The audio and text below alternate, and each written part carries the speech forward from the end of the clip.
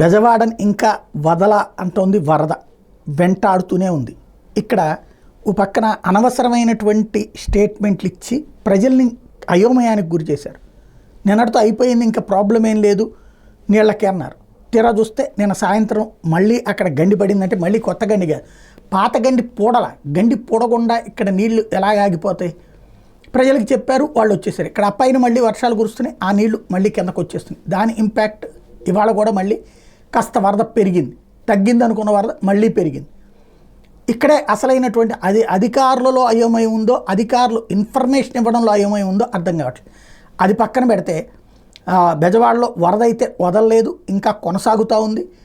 ఆ వరద అయితే మొన్నటి తీవ్రత నుంచి తగ్గుముఖం పట్టింది. మొదటి రోజు, రెండో రోజు, మూడో రోజు ఉన్న తీవ్రత నుంచి తగ్గుముఖం పట్టింది. కొన్ని ప్రాంతాల వరద నుంచి విముక్తి అయితే మరికొన్ని ప్రాంతాలు, విముక్తైనటువంటి ప్రాంతాలు మళ్ళీ వరద బారిన పడుతున్నటువంటి పరిస్థితి అయితే ఉంది.